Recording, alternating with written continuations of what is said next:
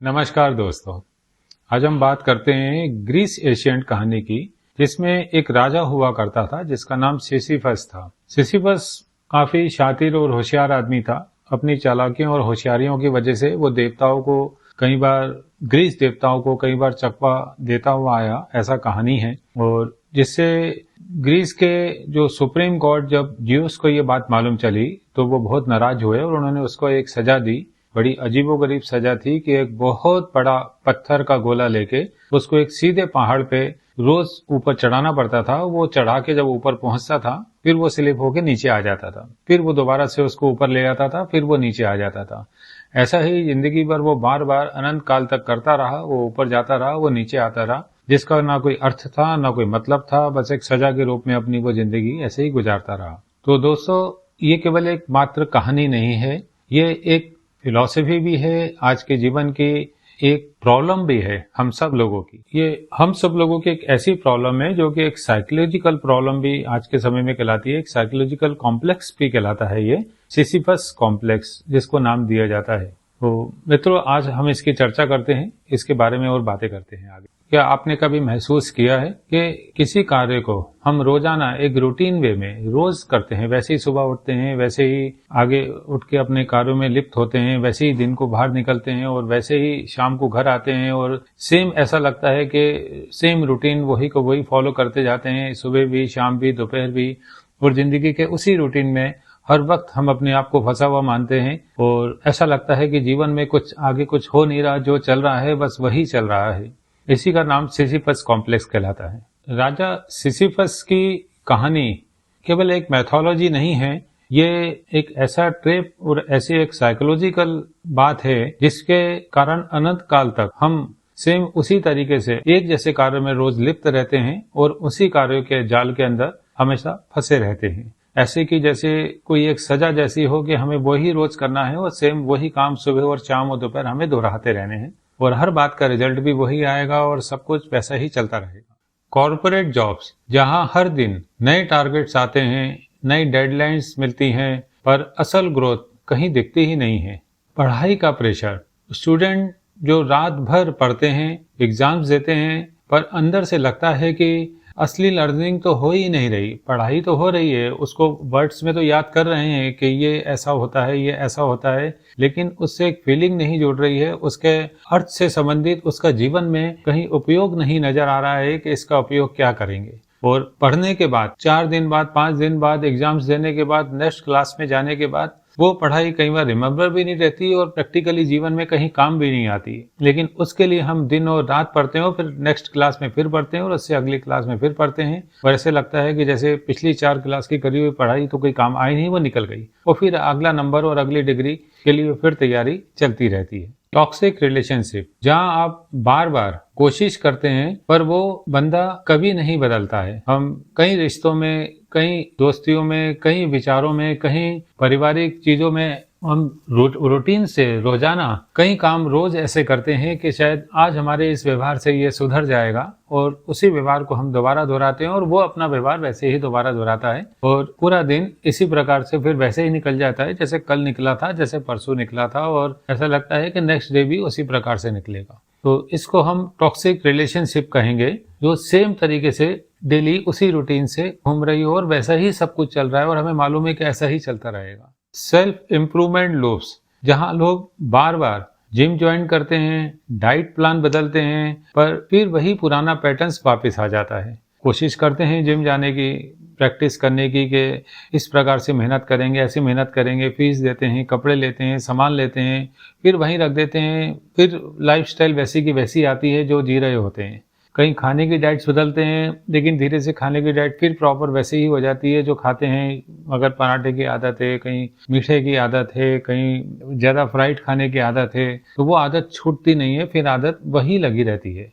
ये पैटर्न जो बार बार दोहराया जाता है और वैसा ही चलता रहता है, ये एक सेल्फ इम्प्रूवमेंट्स का लूप है जिसके जाल में हम फंसे रहते हैं और कभी इम्प्रूव नहीं कर पाते हैं। मित्रों, जो इस प्रकार की एक साइकिल हमारी जीवन में एक रूटीन की तरह सुबह और शाम रोज वैसे ही चलती रहती है और इसके ट्रैप में हम फंसे रहते हैं और उससे कभी बाहर नहीं निकल सकते हैं। आज से 5 साल पहले, 10 साल पहले और आज से 2 दिन बाद और कई दिन बाद भी जिस कार्य को हम करने में एक लूप के अंदर फंसे रहते हैं और उसी काम को बार बार दोहराते हैं और वही काम में हम अपने कंफर्ट जोन भी महसूस करते हैं। तो इसी को हम एक सिसिफस कॉम्प्लेक्स कहते हैं। इसके पीछे कुछ मेजर रीजंस होते हैं। फियर ऑफ चेंज, हम नए रास्ते नहीं चुनते क्योंकि पुराने हमें सेफ लगते हैं। सोशल प्रेशर, सोसाइटी के कहने पे हम वही काम बार बार करते हैं जो हम शायद पसंद भी नहीं करते, लेकिन हमसे कहा जाता है कि आपको ऐसा ही करना है। अरे ये परिवार ऐसा है, ये घर ऐसा है, इसके रिश्ते ऐसे हैं, ये धर्म ऐसा है,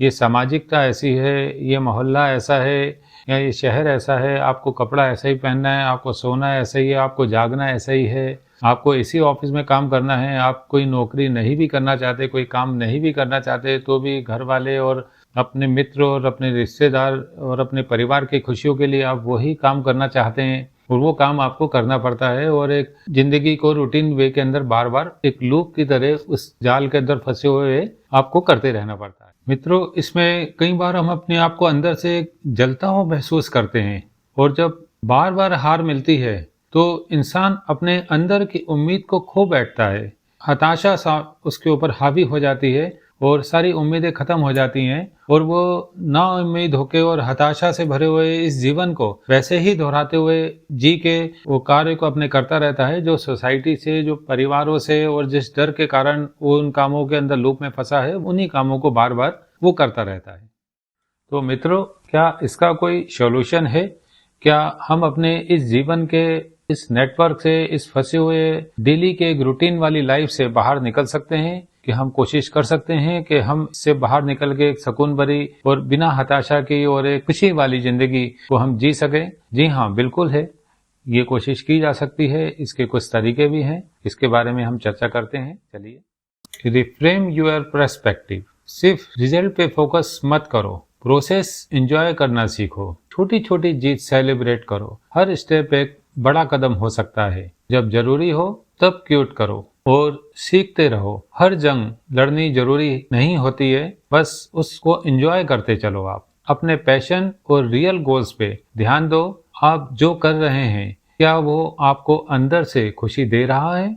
माइंडफुलनेस और सेल्फ अवेयरनेस डेवलप करें। हमेशा अपनी जागरूकता अपने अंदर से जगाए रखें और अपने सेल्फ को महसूस करें कि आप कौन हो। अपनी लाइफ को ऑटो पायलट पे मत जियो। आप किसी भी तरीके से अपनी जिंदगी को एक ऑटो पायलट में और जो रूटीन वाली लाइफ है उसकी तरह ना जी के कुछ क्रिएटिविटी करके और कुछ अपने जो जीवन में आपके अंदर से आपके अंदर है उसके बारे में आप विचार करो कि आपको क्या करना अच्छा लगता है और क्या करने से आप खुशी महसूस करते हैं। तो कुछ अपने अंदर के उस संतुष्टि के पूर्ण कामों को भी आप अपने अंदर से जगाइए और उन गोल्स को भी आप माइंडफुलनेस के साथ और एक अपनी सेल्फ अवेयरनेस, मतलब आप अपने अंदर से जागरूक होकर जिए। छोटी छोटी बातों से, छोटी छोटी चीजों से खुशियों को महसूस करें। एकांत मिलने पे अपने जीवन में बीते हुए अपने अच्छे पलों को याद करें। अपने परिवार के साथ कभी भी रूटीन लाइफ से अलग हटके जब जब मौका मिले तो कुछ नवीन रचना के साथ परिवार के साथ एक गेट टुगेदर और उसका एक नया आनंद लें जो आपको और आपके परिवार में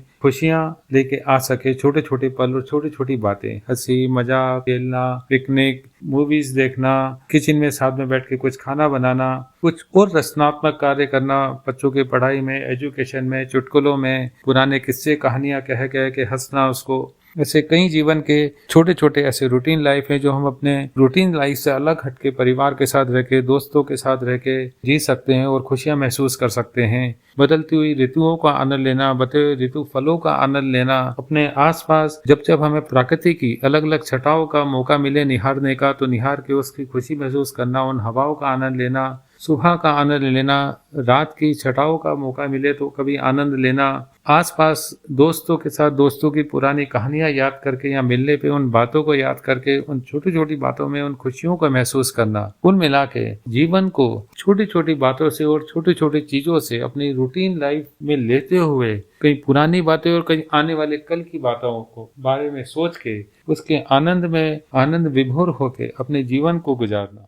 तो दोस्तों, फ्रेंच फिलोसोफर एल्बर्ट कैमस का कहना था कि सिसिफस के पास अपने काम और अपनी मुश्किलों को इनको करते हुए एक उदासी या गम या तकलीफ महसूस करने के अलावा एक ही तरीका था कि इन सब चीजों को दूर करके वो अपने आप को खुश महसूस करे। कुछ क्रिएटिविटी इस काम को करते करते वो अपने जीवन में अपनी खुशियों को इमेजिन करके खुश होकर जीना सीख सके। मतलब यह है कि हम जब किसी भी ट्रैप में फंसे हुए अपने आप को महसूस करें, असहाय महसूस करें और उदासीपूर्ण जीवन जीने से अच्छा कि आज भी हमारा ऐसा है, कल भी हमारा ऐसा है। क्योंकि अगर कोई पारिवारिक बिजनेस में हम हैं तो वो अब हमारा जीवन का हिस्सा है। अगर हम किसी एजुकेशन का पार्ट बन चुके हैं और वो एजुकेशन ही हमारी जीविका का साधन है तो है। अगर कोई परिवार और बंधन हमारे साथ और रिश्ते हमारे साथ हैं तो वो हैं और उनको हमें जीना ही है और वो रूटीन लाइफ हमारी वैसे ही चलेगी जैसे सुबह से शाम हमारी चलती है। लेकिन उसके बीच में हम छोटे छोटे कामों से अपनी खुशियों को बटोर सकते हैं, अपनी सृजनात्मकता को, अपनी रचनात्मकता को, अपने आप को खुद अंदर से जगा के उस चीजों को महसूस करके जी सकते हैं। उन छोटी छोटी बातों में जैसे कुछ अगर आपको गाना आता है, कुछ आपको कविता करना आता है, कुछ आपको स्टोरीज बुक्स पढ़ना पसंद है, टीवी में शो देखना पसंद है, कोई पर्टिकुलर सीरियल्स देखना पसंद है, बच्चों के साथ खेलना अच्छा लगता है या आसपास के मोहल्लों के साथ बच्चों के साथ बैठना उठना चुटकुले करना या ऑफिस में स्टाफ के साथ अपने सहयोगियों के साथ छोटी छोटी बातों में हंसना, कई कहानियों को करना और इन छोटे छोटे मोमेंट्स और छोटे छोटे कदमों के जीवन के इन बातों से अपने आप को खुश महसूस करके और अपने आप को असहजता से, अपने आप को असहाय होने के किसी भाव से बाहर निकाल के और जीवन को बहुत खुशी पूर्वक जीने की एक छोटी छोटी खुद की उपलब्धियों की एक छोटी छोटी खुद को गिफ्ट देने की आदत अगर हम बनाएंगे तो हमारा जीवन इस सिसिफस कॉम्प्लेक्स के बातों से बाहर निकल के एक खुशनुमा माहौल में बदल के बहुत शानदार ढंग से व्यतीत होगा। तो धन्यवाद। अगर आपको ये चर्चा पसंद आई है तो आप इसको लाइक जरूर करें, सब्सक्राइब भी करें और किसी को शेयर करना पसंद करें तो शेयर भी जरूर करिएगा। धन्यवाद।